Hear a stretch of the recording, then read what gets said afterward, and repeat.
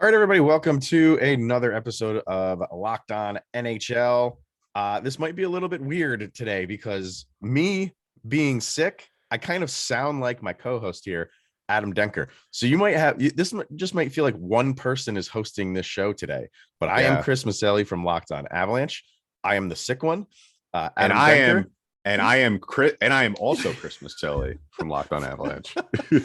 And you're a little bit under the weather too, but not like to the extent I am.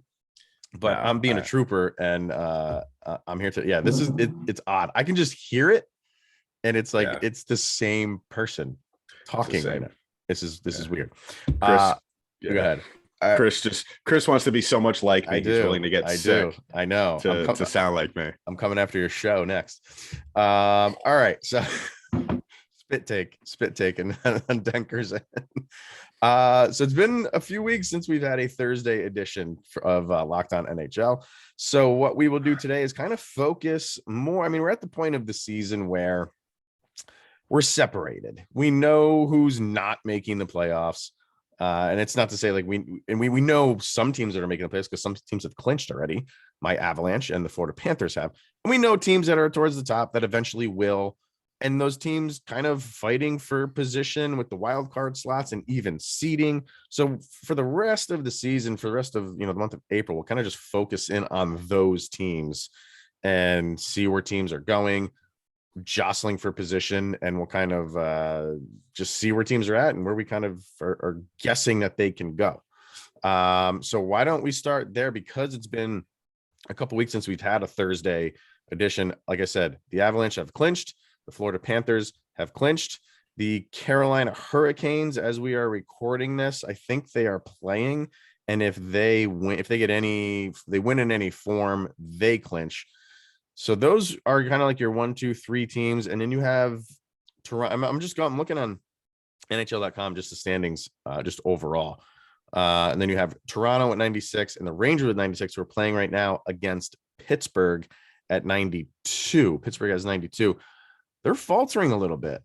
Pittsburgh is right now. They've lost 2 in a row, both of them to my Avalanche. They're playing the Rangers right now, which I believe that they are losing as we're recording this. Losing 2-0 right now. 2-0. And they're down Sidney Crosby. He's not injured. I was out with COVID-related injuries. He is not. So I don't think it's a long-term, maybe just as a flu or something like that. But, they need him. Obviously, he's a big part of their team. Where do you see Pittsburgh? I mean, they were flying high. They were looking good, and I'm not saying that they're in any stretch of the imagination like a free for all or anything like that.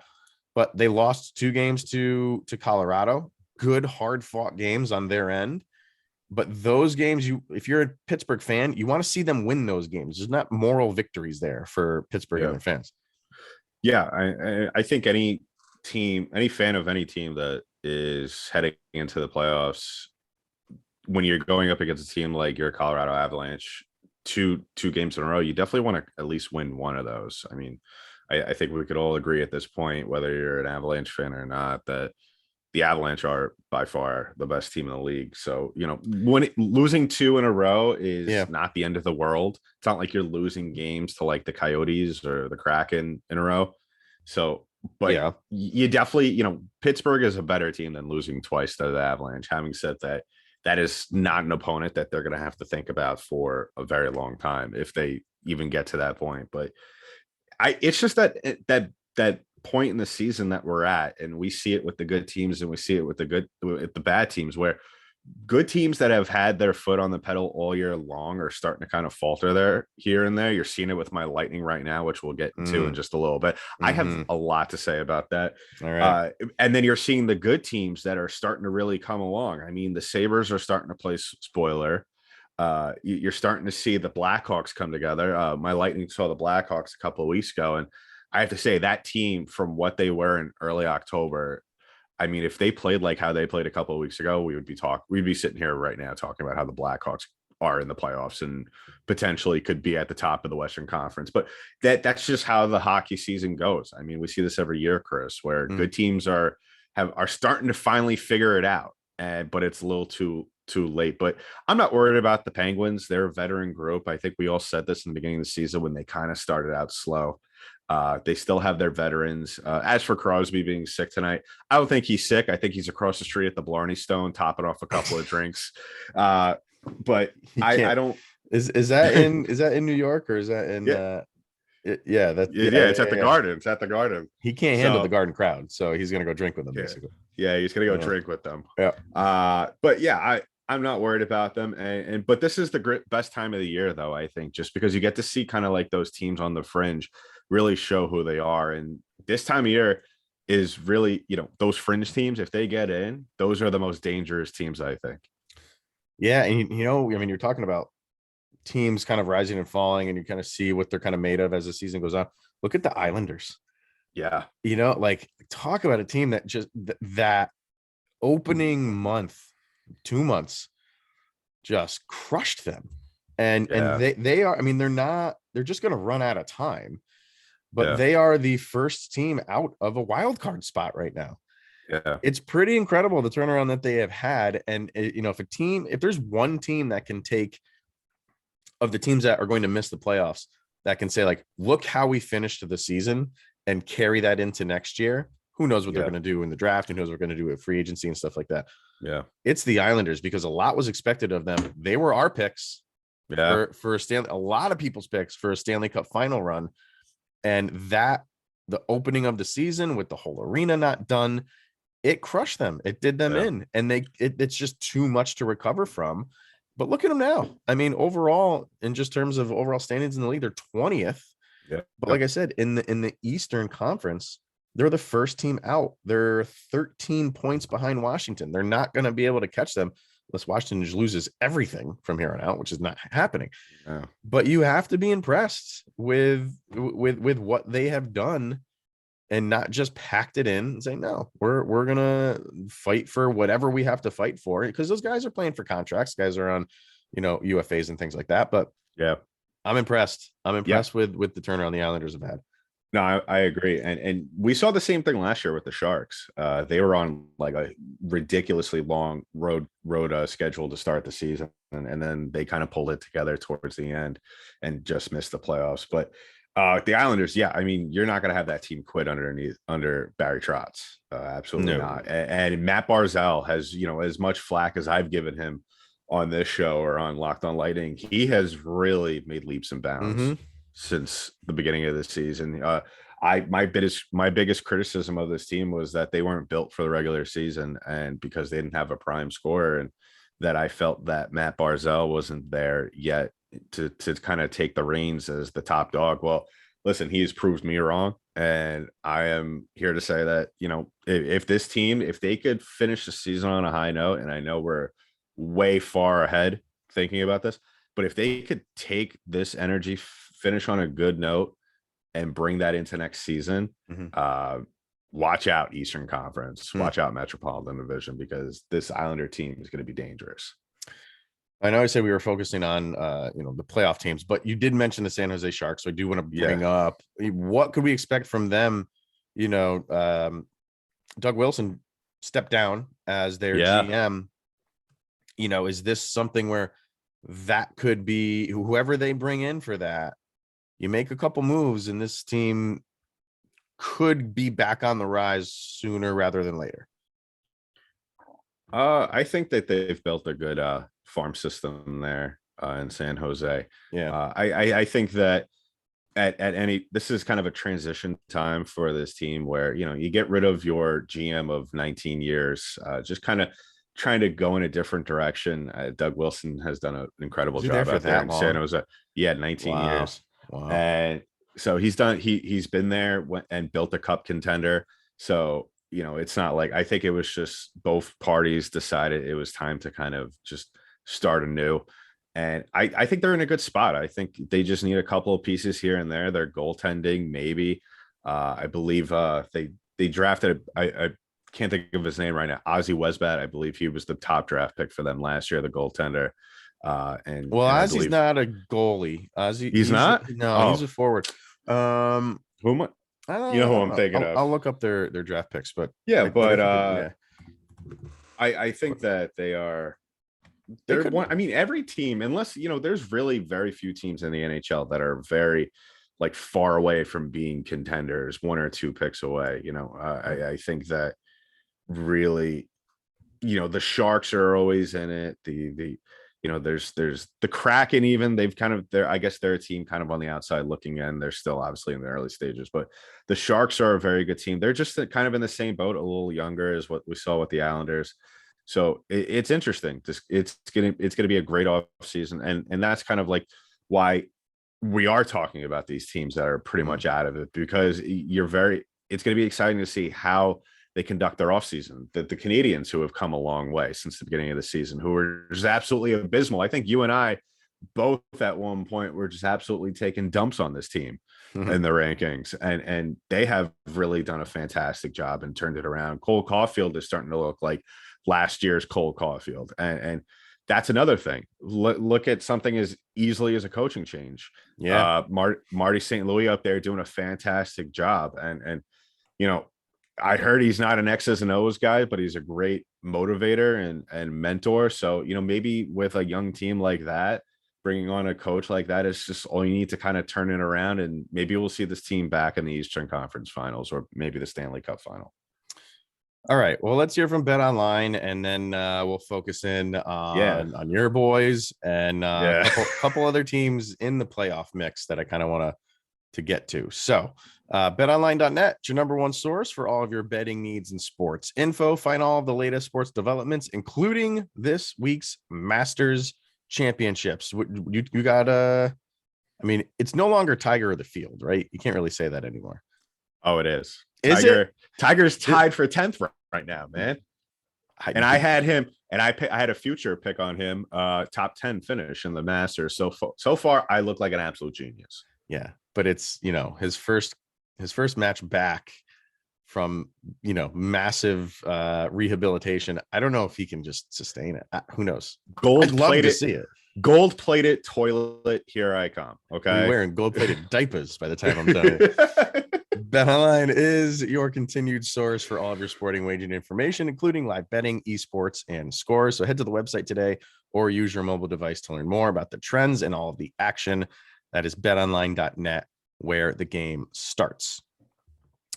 All right, we got to talk about your boys. It was looking good. I mean, they're still making the playoffs, right? So it's not complete doom and gloom. But like you said earlier, you want to be going into the playoffs on a high note. And a lot of people, and I used to do this when I was young, when I was a young whippersnapper. I would always like those teams that start off hot in any sport. You always think like, oh, they'll just turn it back up. They'll turn that back to that dial that they had at the beginning of the season.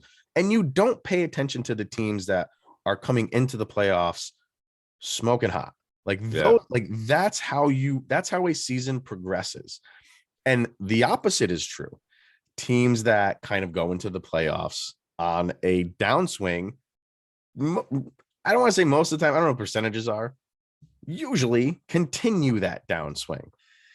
Tampa's in a downswing right now. And, the one concerning thing I heard, and I wish I remember the player that said it, it was on, I think it was on the NHL Network.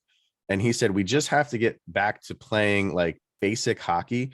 And he said, we're not having fun. That is concerning to me to say, I believe, fun.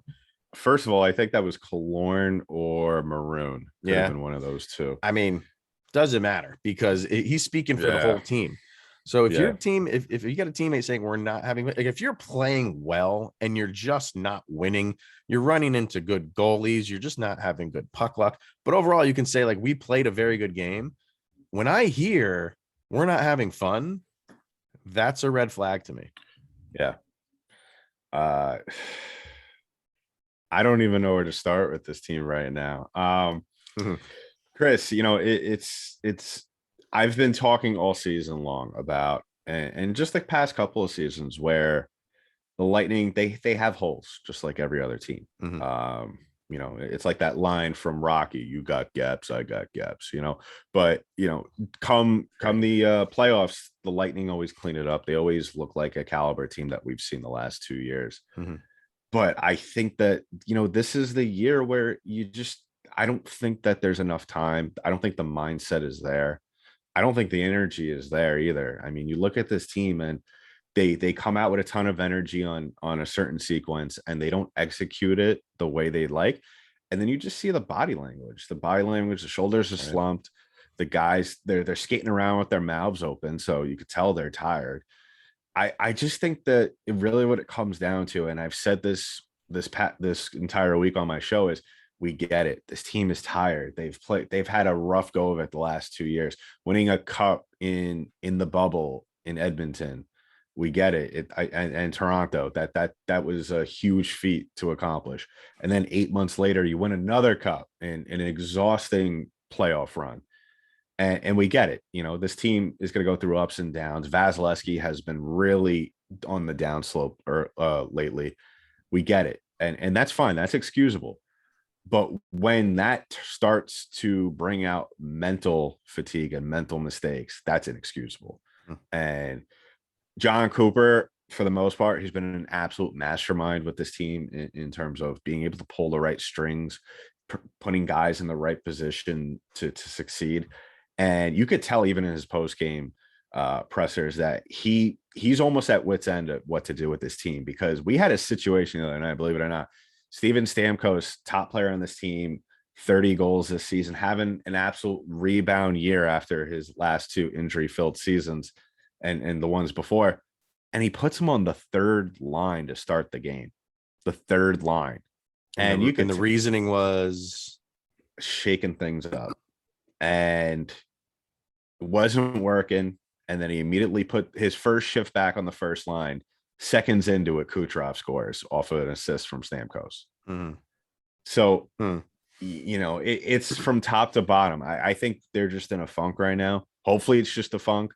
But at the same time, I believe at this point in the season with teams like this, especially my Lightning, it's almost like the old saying, you can't teach an old dog new tricks. I mean, I don't, the habits you have now are the habits that you're going to have going into the playoffs. And I don't see how the Lightning could break themselves out of this habit or, possibly be able to turn things around to where they could get past a Carolina or a Boston or even a Toronto, because they've played all three of those teams recently and have looked like a team that is basically fighting for the last wild card spot.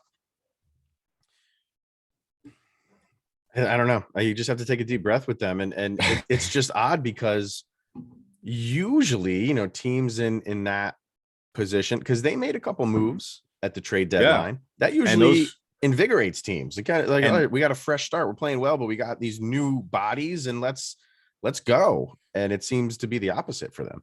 No, those moves have paid out well. I think thus far, I think Nick Paul is the best player on this team since he got traded from Ottawa.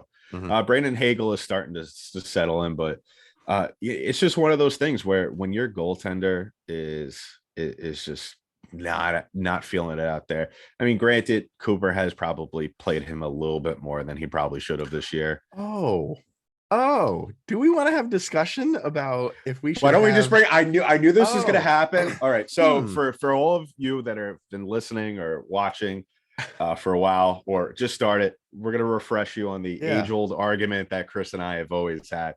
I don't believe in the two goalie system. I believe you have your guy, you pick him. And yes, granted, I mean, Chris. Yeah. Let me take a deep breath because I'm getting a little frustrated. Adam's getting upset. So he's gonna have to you got your teddy give in to this madness. So yes, Vasilevsky's the guy, 100%. You should start him 50 games, but you have to know when to pull the trigger. I mean, you didn't just sign Brian Elliott for the hell of filling a roster spot. And Brian Elliott's playing fantastic lately. But having said that, I still believe in the one goalie system, and I will die on that hill. Yeah, you'll be eliminated from playoffs too. I don't know. Yeah, it's. I mean, you still have to be conscious of Tampa Bay. You know what I mean? Like, they're not out of it until they're completely out. Until they lose 4 games in the playoffs. Like, they're not out of it until then. They're just one of those teams. They've proven that they can win, obviously. So it's a struggle for them right now. And teams go through this. Teams go through these, like, downswings in a season. You don't want to see it now. Yeah. Now is when you don't want it. So in that game the other day against Washington, it's like, all right, they were coming back. Washington got up on them early and they started, their assault to come back, but then they give up the goal. And those goals are so demoralizing. Like you're saying, like the body language after those goals is just like, what else do we have to do? Like we can't. But that's been part of the problem, Chris, is that this team does it. They're a reactionary team. They don't go out there and assert themselves. They wait till they're backed up against the wall to turn things on. You can't. I don't know what team, because the Lightning have done a pretty good job once getting into the playoffs. But like I said, habits are habits. I don't know what team, and I would love to, if any of our listeners actually know this, or anybody that watches, what team can consistently give up goals within the first 5-10 minutes of a game, turn it on, and then consistently win games and then win a championship. There was a stat on, I believe it was on ESPN Plus the other night, that said the Lightning have the second most come from behind wins in the NHL. Well, duh, they give up the first goal of every single game. So what do you expect? Yeah, it's like the same stat is that they have one of the highest PKs in the league. Well, when they're one of the most penalized teams in the league, that percentage is going to go up. Mm-hmm. And I think, and I'm not saying they're a bad team. Obviously, they're not. They're the fourth best team in the East right now as it stands. But I feel like when we look at this team, we're a slave to the stats to a fault, because there's such a large sample size. Of course, you can't help this. This team is too good to have a bad PK, to have a low power play percentage. Yeah. All right. Enough about Tampa. Go talk about them on your own show. A couple other teams that are in the the playoff mix that are playing very well right now, kind of on the opposite end of what Tampa is doing right now. I think you have to look at Minnesota. Minnesota's a scary team right now, and they have been that team that since the trade deadline is doing what we were talking about. What most teams do, like they acquire. They plug those holes and away they go. Minnesota is doing that. So, I think they're in second right now. They're not going to catch Colorado, obviously, but that's a team that I think you have to look out for. The playoffs, they're playing very well. That's the team that is going into the playoffs. I mean, they still have another month to go, but you would have to assume they can continue this and go into the playoffs on an upswing. And it's so odd because the other team I'm going to mention here, they've kind of had like a carbon copy season as like Minnesota, like started off good, kind of went down a little bit. But for this team, I'm talking about Edmonton, went down a lot, and now they're coming back up again. And Edmonton 5 in a row, they're 7-2-1 in their last 10. I don't know, like between Minnesota and Edmonton, I think I fear Minnesota a little bit more just because of the goaltending is so much better than Edmonton. And I still feel like that is going to be the downfall for the Edmonton Oilers come playoff time. They just can't outscore people. And that's crazy to say when you have, the two beasts on that team, but it's not just them. They can't do it all. And I think they're just going to give up too many goals and not score enough. But what do you think of how Minnesota is playing and how Edmonton is playing right now? I was very skeptical of the Marc-Andre Fleury trade. I thought that was just a shot in the dark acquisition, like the same what we saw from Chicago last year picking up Fleury. Mm-hmm. But of course, they proved me wrong. I'm one of those people when I look at Minnesota that, all right, let's play. I kind of equate them to the Western Conference version of the Leafs in a way. All right, they're going to play well during the regular season, but watch what they do in the playoffs because it's not going to be much of anything. They're a team that if they play the right way, if they get a little luck, I mean, you look at that current matchup that they have now. If the playoffs start tomorrow, they'd be playing St. Louis. I don't see why Minnesota can't pull out of that series. I mean, the Blues are a very good team, but so Minnesota is dangerous. Kevin Fiala has become one of my favorite players this season. Not only because he's on my fantasy team, but just because of the way that he is just played and just asserted himself on the ice this year.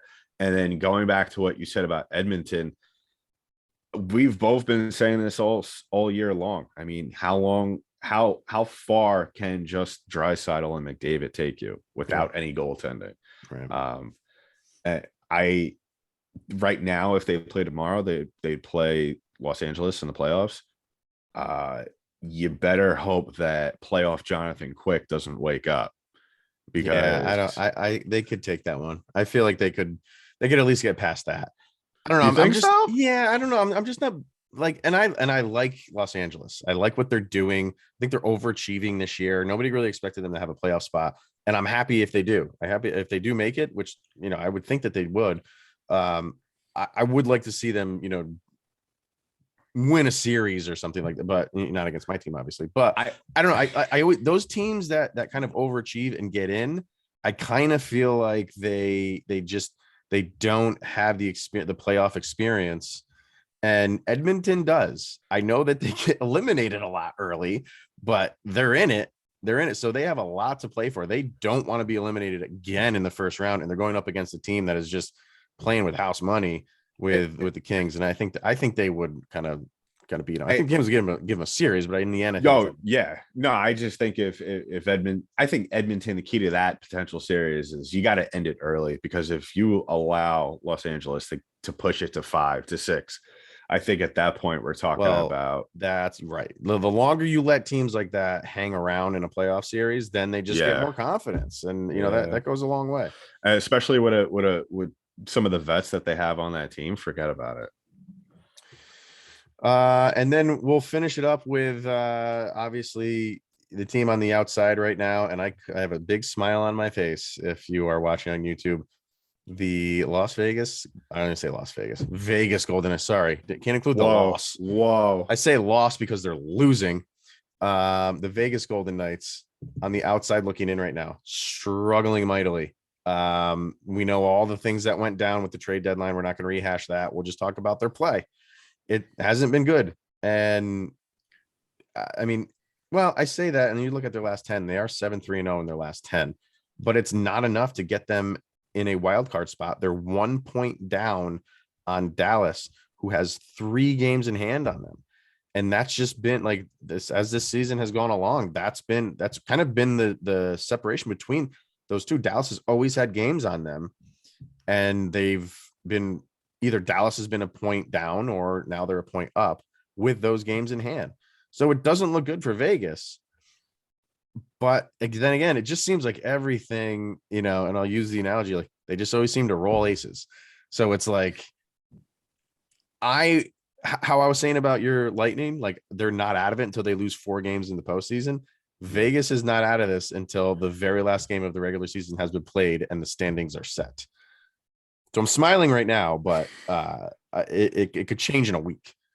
I just think with Vegas, I mean, if anyone's to blame for this, you got to blame yourselves. I mean, as much 100%, as much of a really good story Dallas has been this year, I mean, where they are right now wouldn't be possible if Vegas just performed to what their roster could do. I think also Vegas kind of set themselves up for this just by, as good of a story as it was, and you're glad to see that he's in a better situation, depending on where you're looking at it from. Mm-hmm. The Eichel trade should have never happened. I think that was a massive mistake. I mean, you're just backing yourself, because like we've stayed on this show many times. I mean, I don't think they knew like what the next step was after acquiring Eichel. And then obviously what happened at the trade deadline. I mean, that was just the cherry on top. Yeah. So, I don't know where Vegas goes from here. I think the West is so competitive to where, you said that Vegas is playing well, 7-3-0 in their last 10, but so is Dallas. Mm-hmm. Dallas is 7th. So really now, unfortunately, you're in a position where you have to keep up with the pace of teams that are also playing well. Like, I don't see how Vegas could play at the same pace now down the stretch with Dallas and Nashville.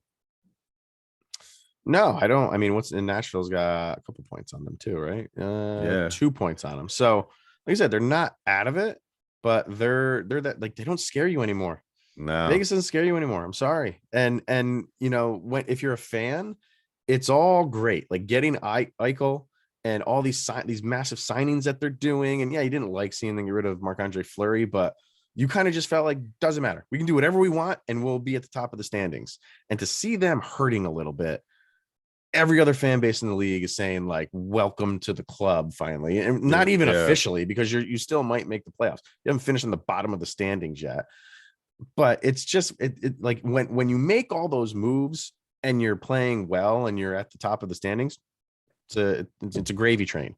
When you make those moves and they go south, people are going to pounce on you, and you have to accept that. And we're saying all that again, they are still in the picture, but when you look at, they're not infallible now. Like they can be beaten on any given night. They're not that, and the guys that they're missing on LTIR, with Stone still on LTIR, that's if they can make the playoffs, and that's what I'm saying, if they can make the playoffs, they get him back, and now it's a whole different ball game. Yeah.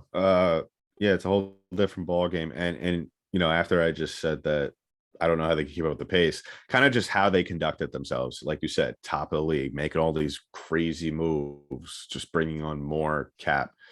Part of me kind of just wants them to move into the 7th position and have to play Calgary the first round.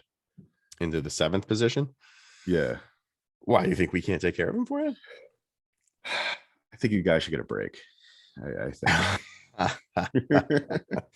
I don't want to run the risk of I can't have that, because then it's like, oh, you guys had it too easy. Like, no. I'll welcome it. How is playing Dallas in the first round easy, Chris? It's not. I'm not saying it is. And somebody asked me like, who do you not want to see? And I'm like, well, I'm pretty comfortable no matter who the Avs would play in the first round. But if you're going to say like, who would I not want to play? I think Dallas is playing very well right now. So that I was about to ask you that, because I think that's a good place to kind of to put it, to end it here. Like, obviously. So yeah, I mean, Dallas is a tough team. I mean, Ottinger is, I love watching Jake Ottinger. Good. He's really so good. Yeah. I hate it. we don't need to talk about that. And then on like the Eastern Conference side of that, which it's funny because in some ways these two teams are similar. With Dallas, I think for me it would have to be Boston. I just think that's just too fit. I mean, I'm not saying that the Lightning are soft, but Boston is just kind of on the other end of the hill right now in terms of where they're at. And I think this is kind of like their last run with Bergeron, Pastrnak, and Marchand. So really, playing against those guys and this best of 7 open up the playoffs where you're kind of ending things with some lumps on you. That's going to be a physical series. And I know some Lightning fans are and some teams, fans of teams in the East are probably saying, you're absolutely ridiculous for saying this. I'd rather play Toronto. I will gladly take Austin Matthews in the first round of the playoffs than the Boston Bruins. I don't think I'm going to release this episode, so nobody heard you say that. Just better matchups, man. I know it didn't look like it the other night. Just better matchups. Yeah. I mean, all right. You know your team. So we shall see. But that's going to wrap it up for us for this week. And next week we'll discuss this again. It'll be another week closer to the playoffs. Another week of games under the belt. And see where teams stand, like Vegas, and can Minnesota keep it going, and can Edmonton keep it going. So another month of games to get to, so we'll discuss all that and leading up to the playoffs, of course. So until then, thank you guys for tuning in, making it your first listen of the day. It's always appreciated. Go check out Locked On Lightning, hosted by me, Adam Denker, and go to Locked On Avalanche, hosted by me, Chris Maselli. All right, everyone. Thanks for tuning in, and we'll see you guys next week.